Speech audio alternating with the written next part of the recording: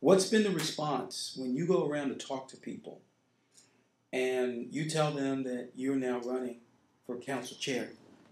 What's been the response to folks? Are they favorable? Do they think that Tommy Wells is good enough to continue and should be reelected? Or are they telling you that they'll vote for you? Or are they giving you reasons as to why they may or may not vote for you?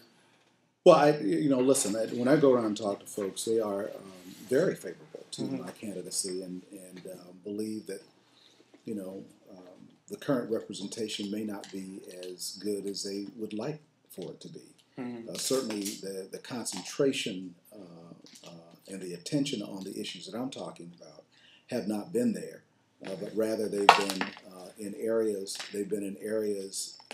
other than those that would support, solving the issues that we've been talking about. And the reason why, probably I sound like a broader candidate, broader issues candidate, is because, again, we started out talking about Ward 6 being a microcosm of the rest of the city.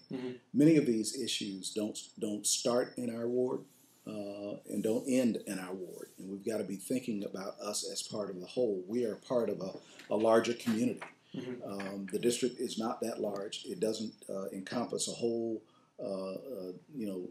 huge landmass.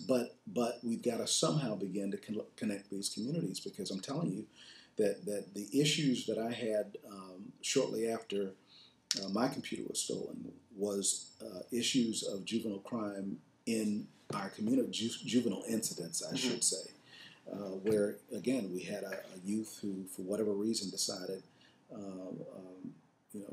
to solve his gripe or concern with another juvenile by brandishing a pistol and actually running down a neighborhood street, shooting at that individual. That's not the way that we solve our issues, and we have to educate our kids a little bit differently in terms of how they solve those concerns. And the other issue that we had was really one that had to do with someone coming from a rival neighborhood.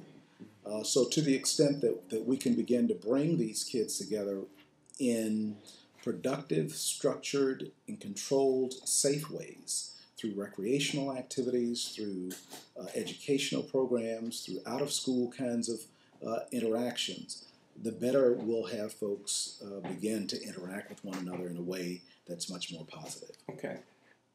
All right, I'm recording. What makes the opportunity great is that where he aspires to get to, you think that my goals are lofty.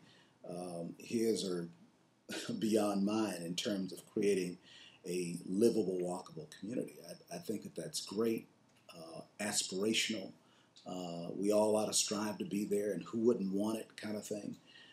But you have to begin to look tactically at how you get there, and livable and walkable for whom. Well, what do you think he means by that? It is unclear to me what is meant by it, because what ultimately, what has been the practice in terms of his actual legislative performance has been, he's going to create a livable and walkable community by creating a bike lane or supporting bike lanes. That's great. That facilitates bikeability. And do you have a problem with bike lanes? I have no problems with bike lanes, but when I have a concern about walking down the street and being threatened because we haven't done what we need to do for juveniles, and I don't feel safe, I'm not sure it's livable and walkable for me. All right, I'm recording. Correct. I mean, I will go to the heart of building people versus building infrastructure. Okay. And to aren't me, they connected though? They are connected, but you cannot do one to the exclusion of the other. And we spent a great deal of time putting in infrastructure so that we can have a foundation from which to build the human infrastructure.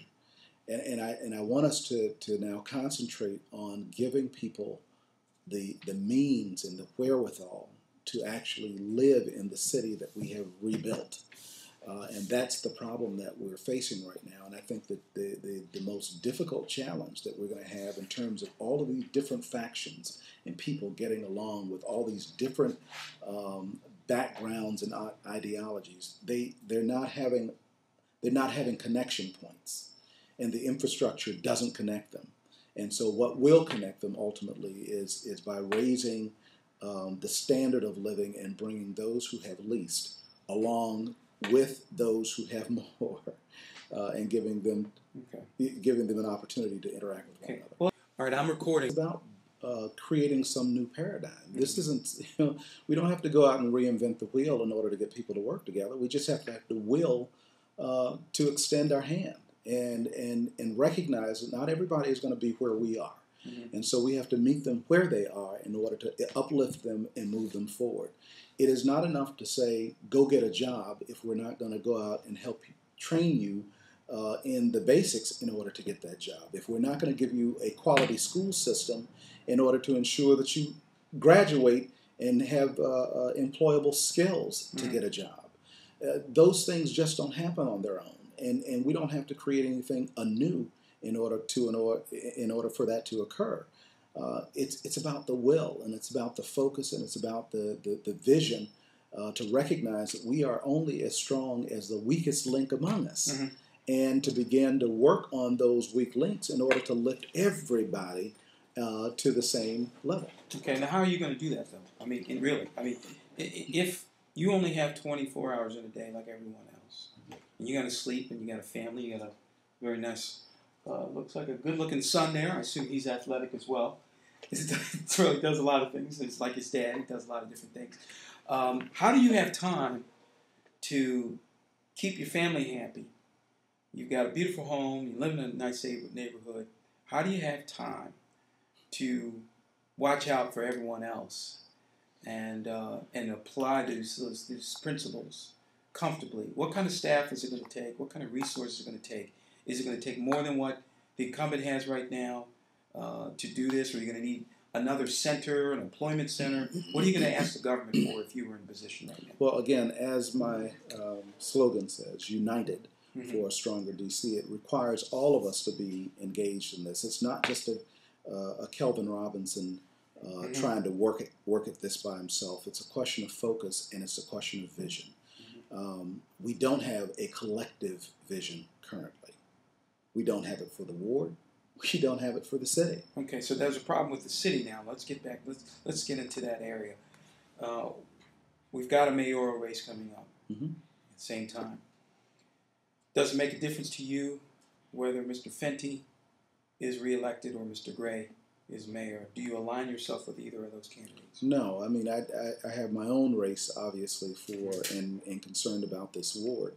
But my job as a council member is to work with either of those candidates. Whomever becomes mayor, my job is to work cooperatively with them in order to move the city forward. The key here is the bickering between the council and the mayor has really got to cease. We've got to stop that, because as long as we're doing that, we're not moving forward. We're standing still, pitting one against the other and not moving the city at all. What are you referring to specifically? Anything? You name it. Well, like I said, whether you talking about the baseball tickets, or what are you talking about? Well, everybody loves to talk about the baseball tickets. I mean, I think that the council could have bought their own, or we shouldn't have worried about that. But when you look at any of the issues that I'm talking about now, for example, why haven't we implemented a career readiness certificate? We were part of the consortium with Maryland and Virginia that provide skills-ready training for folks so that they can take a certificate to employers and say, I'm ready now to be trained in the specific job that you would like to hire me in. And that would have put us on equal footing, at least our residents on equal footing, to be competitive for the multiple jobs that we have available here to us now. Why haven't we done that? Well, we don't have anything from an ideological standpoint. When the ideology doesn't separate us, then we should not be having this much difficulty finding common ground in order to move the city forward.